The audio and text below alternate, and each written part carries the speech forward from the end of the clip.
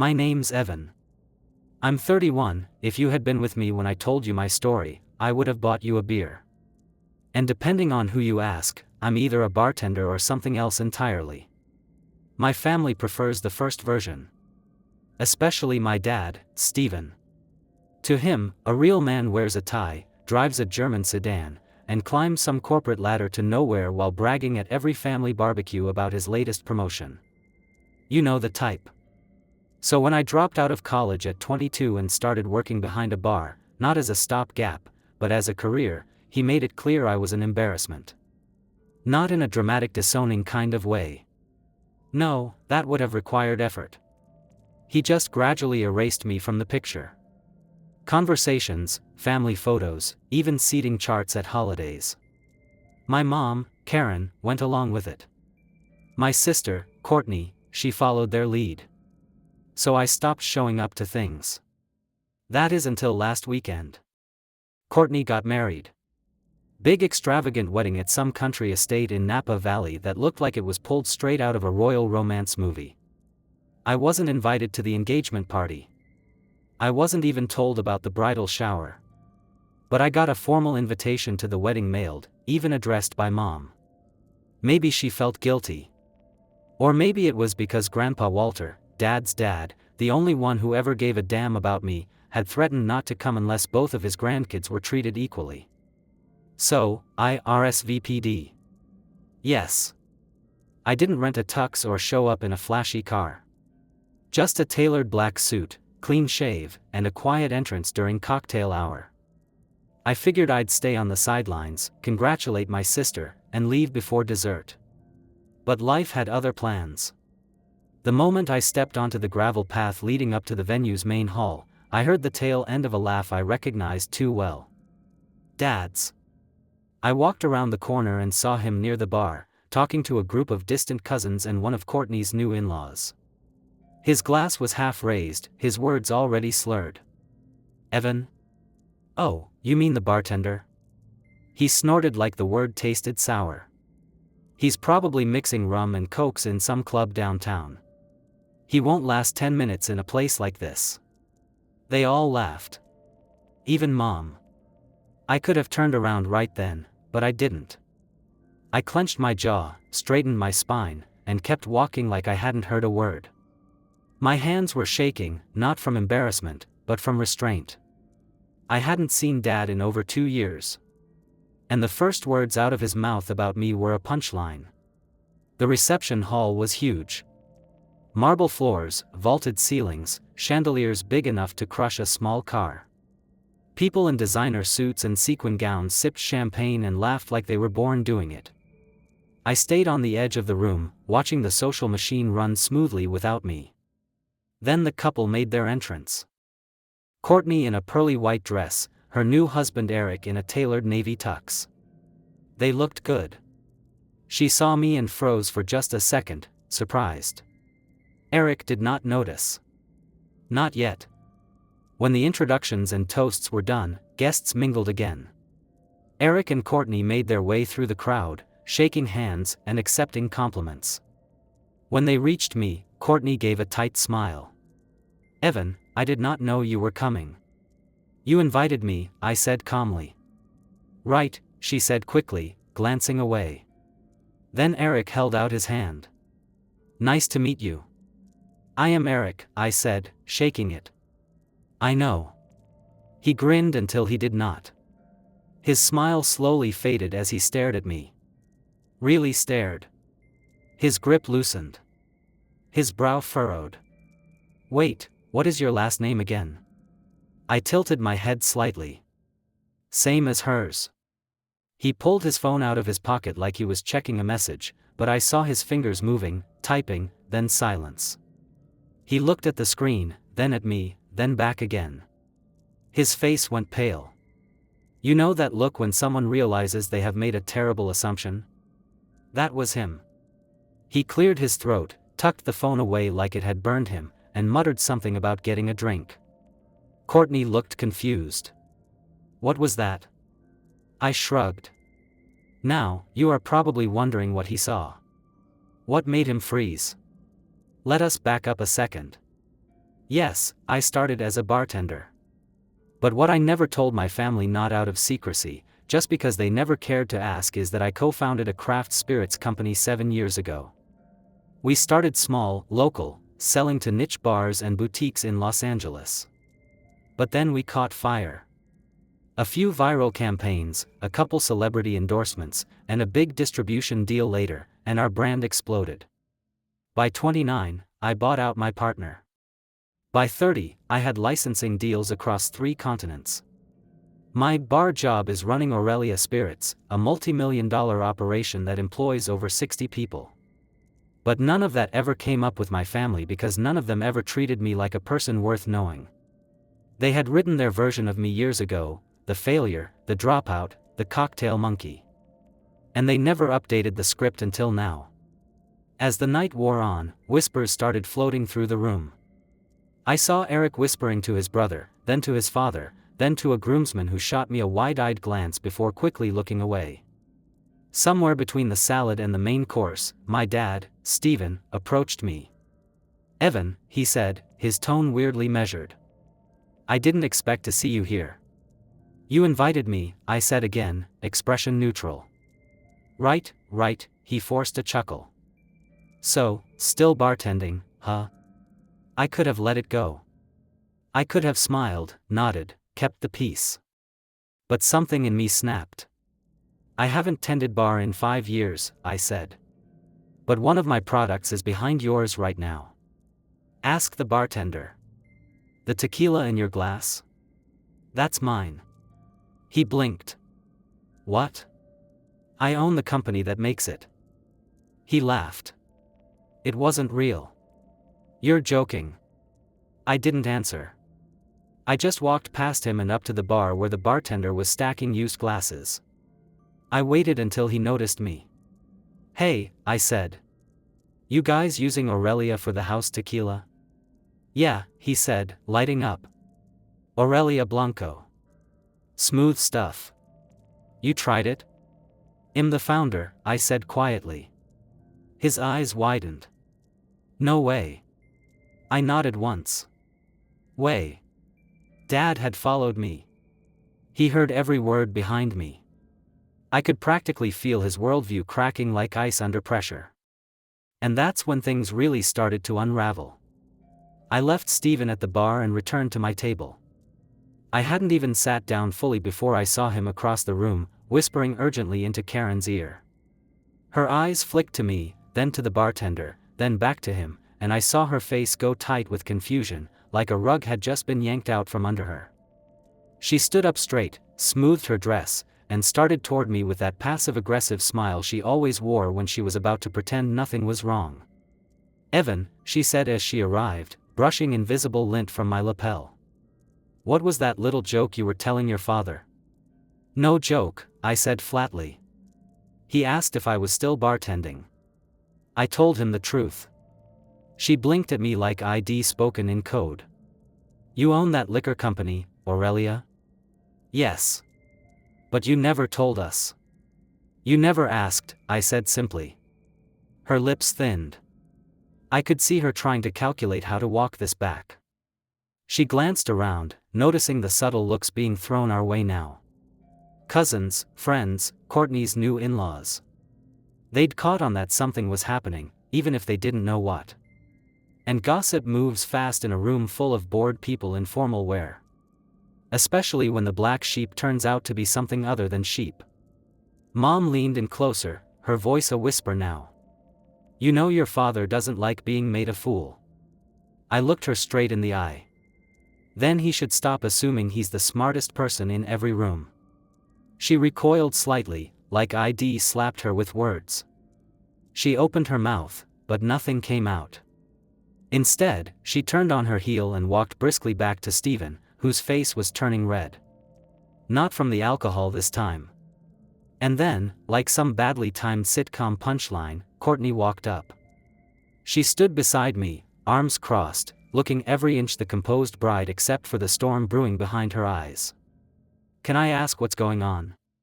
she said, voice sharp. "Eric told me you own some company. He didn't give details, just said it was a big deal." I nodded slowly. Aurelia Spirits. We supply to several national chains. You've probably seen the ads. Wait. She blinked. You're that Aurelia? That's your brand? Since the beginning. Her mouth opened slightly. Why didn't you ever say anything? I stared at her, trying not to let years of resentment bubble over. Courtney, I wasn't even invited to your engagement party. You never text me unless it's a forwarded family photo. And last Christmas, you posted a picture captioned, "The whole fam together again," and I wasn't even in it. She flushed. I didn't mean anything by that. Sure, I said softly, but that's the point. None of you ever meant anything by it. That's just how it always was. She didn't respond, just stood there in her overpriced wedding gown, suddenly unsure of which side of the social dynamic she stood on. And right then, Eric returned. He was pale again, holding his phone like it had started bleeding. He said to Courtney, glancing at me like I might evaporate. Can we talk? She frowned. What's wrong? He looked at me again, then leaned in and whispered something into her ear. I couldn't hear it, but I saw her expression change. Her jaw dropped. Her eyes darted to me. Back to him. And then down at the phone he held up. Then she slowly turned back to me. You're on Forbes? She asked, her voice cracking halfway through the sentence. I nodded. Made the 30 under 30 list 2 years ago. There's a video, too. Eric looked like he wanted to melt into the floor. I didn't know who you were when I shook your hand. I thought you were just a bartender. I offered. He nodded awkwardly. Sorry. That's when the rest of the room started catching up. I saw a bridesmaid whisper to a groomsman. A cousin pulled out his phone, then another and another. I watched as one of them tapped through images and suddenly froze, eyes wide. He turned the phone around to show someone else. My name, my photo, an article headline, "The bartender who built a liquor empire." And just like that, I wasn't invisible anymore. People started approaching. A few politely at first soft congratulations, questions about how I built the business, whether I was expanding internationally. Then the opportunists came, cousins I hadn't seen in years. Aunt Sharon, who once told me I was wasting my potential. Even Uncle Jeffrey, who had laughed the loudest when Dad called me a failure, now shaking my hand like we were old pals. It was like I had stepped into an alternate reality. But the best part, the face Stephen made as he watched it all unfold from the edge of the room. He looked like a man watching his own movie, except he was no longer the protagonist. He wasn't even in the scene. Karen kept trying to whisper things in his ear, but he waved her off, too stunned to form a coherent sentence. His glass was full again. He wasn't drinking it. I didn't approach him. I didn't need to. I slipped out just before the cake cutting. I didn't need to stay. My presence had already done what it needed to. But what happened after I left? That's the part that really stings for them anyway. I didn't expect what came next. Honestly, I thought I'd made my exit clean. I wasn't looking for some dramatic showdown or a mic drop moment. I just wanted them to see me really see me for once in their lives. Not the dropout, not the family disappointment. Just me. But it turns out, you can't just drop a truth bomb like that into a room full of egos and expect the dust to settle quietly. The next morning, I woke up to 10 missed calls from an unknown number. I figured it was a telemarketer until I checked the voicemail. It was Eric. Hey, Evan. It's Eric. Sorry to call so early. I think we should talk. It's about your dad. I sat up in bed. The next message came a few minutes later. His voice was quieter this time. Listen, I know things were weird last night, but something happened after you left. Your mom and dad, they kind of blew up. Like, in front of everyone. I didn't want to say anything until we could speak. Can you call me back? I didn't. Not right away. Instead, I pulled up social media, and there it was. A short shaky video, no more than 20 seconds, posted by one of Courtney's friends. You could barely hear over the music, but the captions told the story. Father of the bride loses it during speech, storms out mid-reception. The comments were brutal. Apparently, sometime after I left, my dad had tried to give a toast, the kind he used to deliver at every family gathering back when he still saw himself as the head of the table. But this one didn't land the same. Not with whispers flying around the room. Not with half the guests now Googling me under the table. One comment read, he started saying how proud he was of Courtney for marrying into such a promising family. Then someone, I think the groom's cousin, asked why he never mentioned his successful son. The guy turned red and just walked off mid-sentence. Another wrote, at least the bartender made Forbes. I thought he was going to throw a chair. I couldn't help it, I laughed.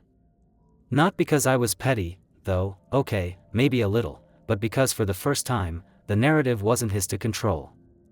He couldn't bury me under his disapproval anymore. I'd outgrown the hole. My phone buzzed again. This time, it was a text from Courtney. Did you really have to humiliate him like that?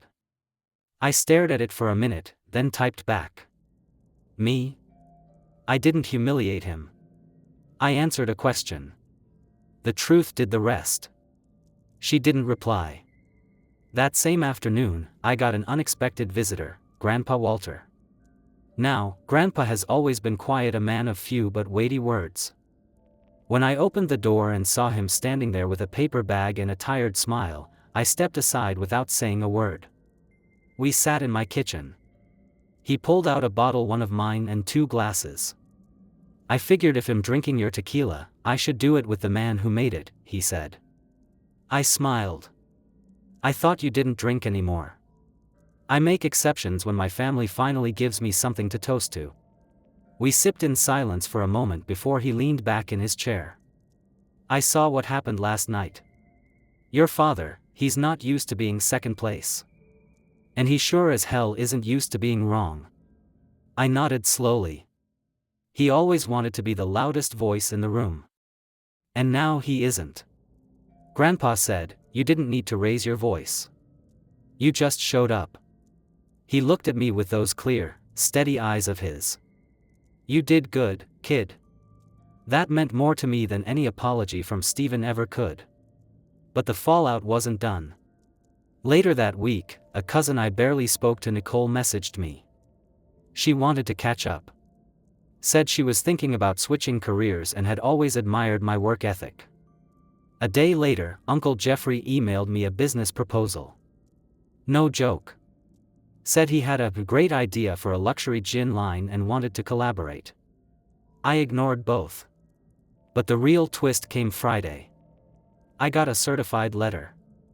At first, I thought it was legal trouble, maybe Dad trying to pull some stunt, but no. It was from Eric. A formal handwritten letter. He wanted to meet privately. No Courtney, no family. Just the 2 of us. And he made it clear in the letter, there's something you deserve to know about your family and your father. I read that line 3 times because up until that point, I thought the only thing I deserved was an apology they'd never give. But maybe, just maybe, there was more. Something hidden. Something they didn't want me to find out. And suddenly, the story wasn't over. It was just beginning. I didn't rush into that meeting with Eric. I let a few days pass. Partly because I wasn't sure I wanted to know what he was holding on to, and partly because I needed time to think. After everything that had happened, the wedding, the whispers, the flood of fake smiles and sudden interest, I wasn't sure if I was ready to dig any deeper into the family I'd spent a decade keeping at arm's length. But eventually, curiosity won. I texted him a time and place. A small coffee shop in Silver Lake, Los Angeles. The kind of place where nobody would recognize us and no one would eavesdrop. Eric was already there when I arrived. Still in a crisp blazer, hair neat, posture straight. He stood when he saw me and offered a cautious smile, like he wasn't sure which version of me would show up, the quiet disappointment or the man whose name had made headlines that week. I sat down across from him and didn't waste time. "What do you want to tell me?" He hesitated, glanced around, then leaned in like we were trading secrets in a spy film. "Your dad," he said, "wasn't just trashing you at the wedding. He's been doing it for years." I raised an eyebrow. "Yeah, I figured that much." "No, Evan," Eric said, lowering his voice. "He's been deliberately lying to everyone. Me, my family, Courtney, even your own extended family. We thought you were barely scraping by, working odd jobs, living in some dingy apartment above a dive bar." I felt my jaw tighten. "And you all just believed him?" He didn't flinch. "Yes. Because he said it with conviction. And because every time your name came up, he'd change the subject or laugh, or tell some story about how you couldn't hold a job or never finished anything you started. That part wasn't new. But it still hit like a slap." Eric continued, "After I looked you up, after I realized who you actually were, I asked Courtney if she knew. She didn't. She was floored. And when she asked your parents? Well." He took a breath. "Steven didn't deny it. He just said, he's not like the rest of us. I had to protect the family from his failure." I stared at him. "Protect the family? From me?" Eric nodded. "It was insane. He acted like you were some stain on their legacy. But the truth is, I think he knew how big you were becoming. I think he knew before we did, and he couldn't stand it." I sat back in my chair, the words tumbling around in my head. All those years, I had assumed they just didn't care. But they did, just not in the way I'd hoped. Dad had been actively rewriting my story behind my back, turning me into a cautionary tale to make himself look better. A failed son. A disappointment to be pitted, not celebrated. Eric slid something across the table. A manila envelope. "What's this?" I asked. "Proof," he said. "Emails, messages, even one where your mom, Karen, told my mom you were working at a rundown bar near downtown LA. That was just last year. She actually said you were one missed paycheck away from asking for help." I opened the envelope slowly, pulling out a stack of printed emails and screenshots. I skimmed through them, each one more ridiculous than the last. Flat-out lies. Fabrications. Some even included photos of me from years ago. One of me in a dingy t-shirt during a distillery install. Another where I was behind a bar, smiling for a promotional shoot used as evidence of how badly I was doing. "I figured you should see them," Eric said. "I didn't know how else to make this right." I looked up. "Why are you doing this?" He shrugged, shame in his eyes. "Because I married into this family, and I didn't realize how much rot was hiding under the surface. And because I saw your face at the wedding and realized I've never seen someone look so calm while everyone else scrambled to catch up." I stared at the papers again, then folded them back into the envelope. "Thanks," I said quietly. "I'll hold on to this." We said goodbye. No handshake this time, just a nod. And when I stepped out into the sunlight, I felt strange. Not angry. Not even surprised. Just clear. Like the final puzzle piece had dropped into place. I didn't go home right away. Instead, I drove out to the suburbs to Burbank, back to the house I hadn't stepped foot in for years.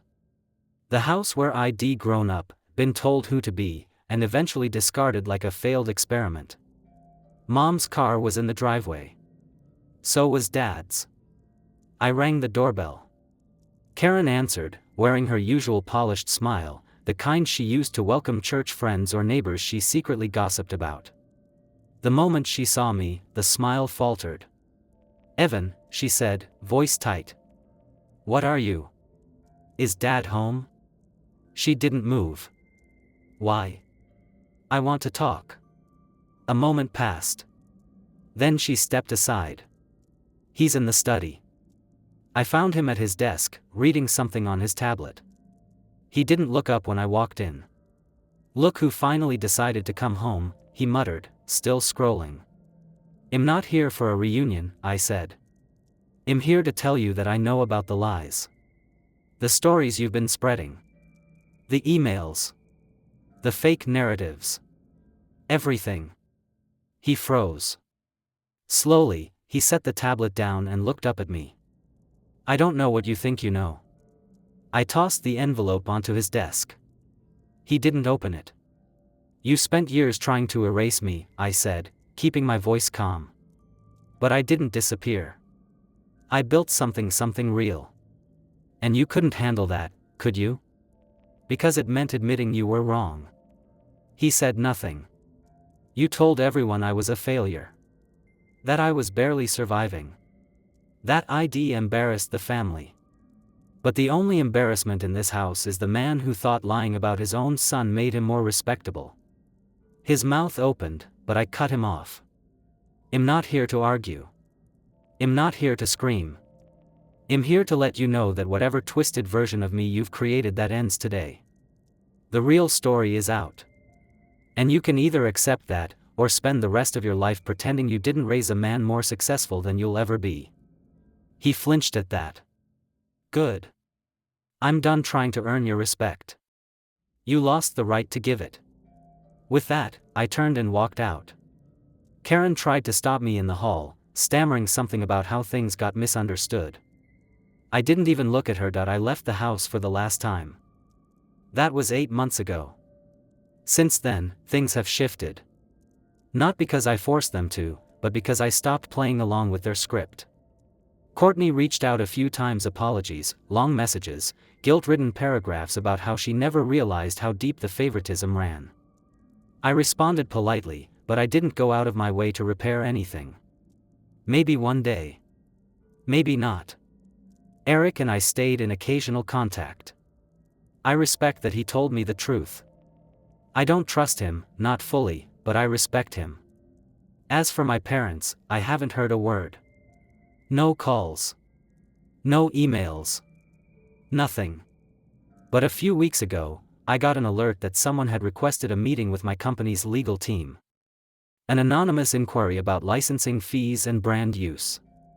Traced back to a small consulting firm run by who else? Uncle Jeffrey. I declined the request. That same day, I donated a large sum to a nonprofit that funds hospitality scholarships for low-income students. The donation was made in my father's name. A week later, I got a letter in the mail. No return address. Just 2 words inside, "Why?" I smiled. Because some legacies you inherit. Others you build. And mine is better than anything they could have imagined. Come on, now you have the floor.